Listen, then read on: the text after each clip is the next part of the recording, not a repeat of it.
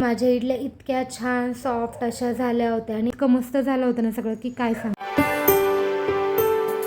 नमस्कार, मी अश्विनी तुम्हा सगळ्यांचं अगदी मनापासून स्वागत करते आजच्या नवीन व्हिडिओमध्ये. तर आज रविवार आहे, मनूला पोलिओचा डोस द्यायचा आणि सकाळचं जे आमचे प्लॅन होते ते काहीसे वेगळे होते, पण ते झाले नाही कारण मनूला ना कालपासून तापही येतोय थोडासा. त्यामुळे मग आम्ही म्हणजे बाहेर जायचं होतं ॲक्च्युली, पण झालं नाही ते जाणं. म्हटलं नको, उगीच बाहेर गेलो आणि परत तिला अजून त्रास व्हायला नको त्यामुळे. आणि सकाळ सकाळची वेळ मी बनवते नाश्ता. माझा आणि नवन्याचा करून झाला, यांचा राहिला होता तर यांच्यासाठीच बनवते. जरा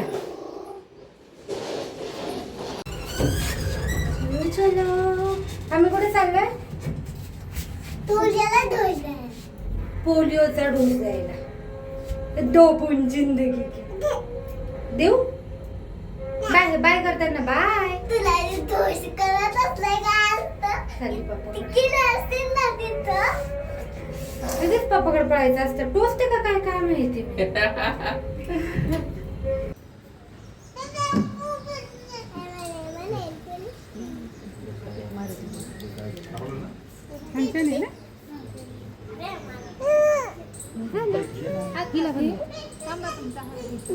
घे ना, छान असतं. एवढे छोटे छोटे बेबींनी पिला तू रडती का? तिकडचा कडू आहे. नंबर द्यायचा ना. तुळजाला सगळ्यात पहिला आवरला आणि डोस देऊन आलो आणि नवन्यालाही दिलाय पोलिओचा डोस. दाखव तुझं बोट.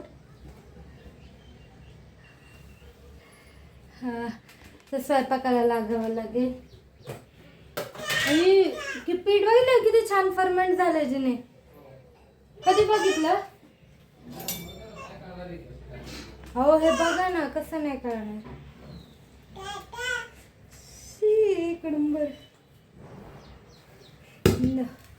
ही आली खालून स्टँड ओढायला तोपर्यंत. बघायचं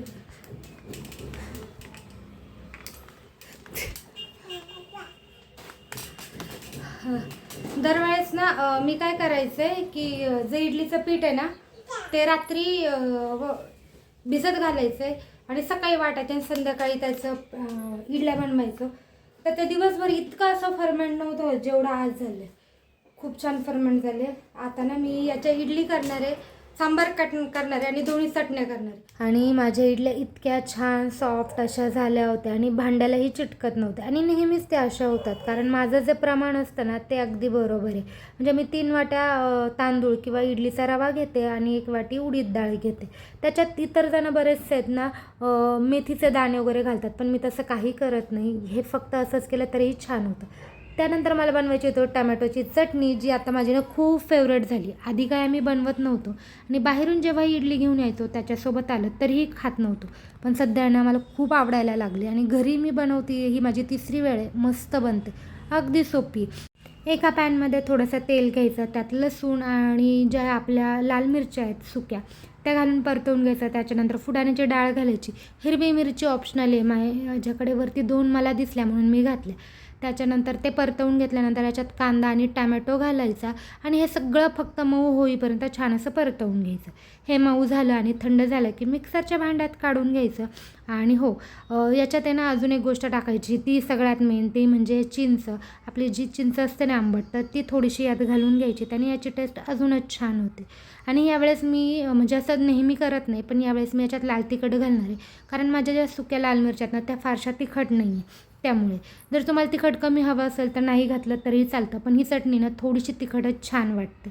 त्यानंतर मीठ टाकून छान अशी बारीक ही मिक्सरला वाटून घ्यायची.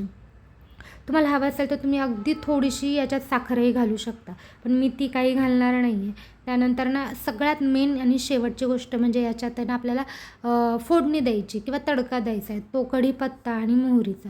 जसं आपण खोबऱ्याच्या चटणीला देतो ना तसंच. तर मी आता ह्या दोन्ही चटण्या बनवल्यात आणि पहिल्यांदा मी या 3ही गोष्टी बनवणार होते, म्हणजे टमॅटोची चटणी, खोबऱ्याची चटणी आणि सांबार. तर मग मी ह्या चटण्यांना मस्त असा कढीपत्ता आणि मोहरीची फोडणी देऊन घेतली आणि माझं सगळं जे आहे ना ते छान असं रेडी झालं होतं.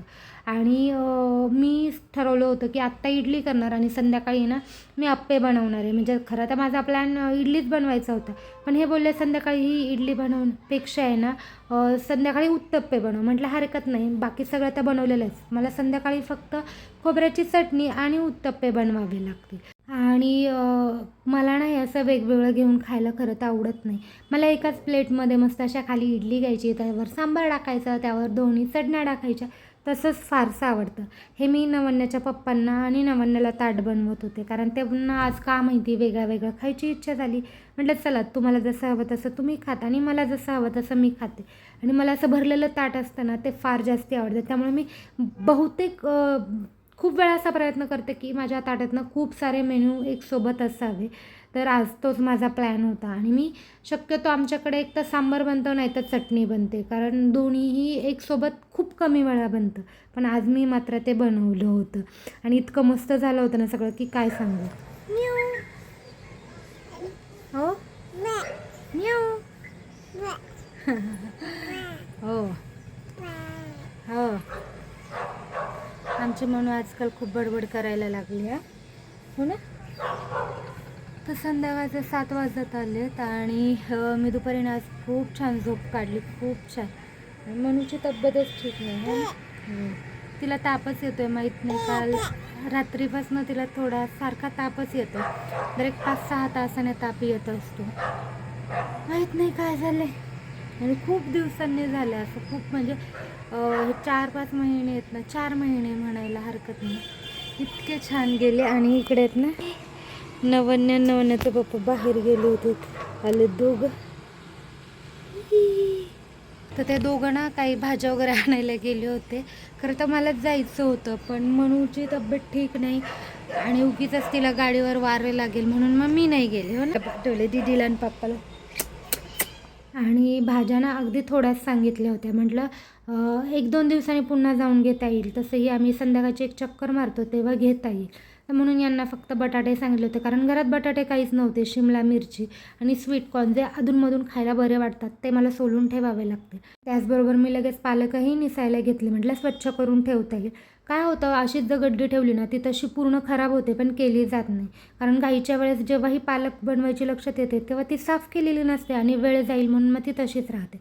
त्यामुळं मी आता काय करते, भाज्या आणल्या ना सगळ्या लगेच निवडून व्यवस्थित फ्रीजमध्ये ठेवते, म्हणजे एमर्जन्सी कितीही असू देत लगेच काढून बनवता येतील. तर चला हा व्हिडिओ मी इथेच थांबवते. आपण भेटूया नेक्स्ट व्हिडिओमध्ये. तोपर्यंत आनंदी राहत, खुश राहत आणि स्वतःची खूप सारी काळजी घ्या.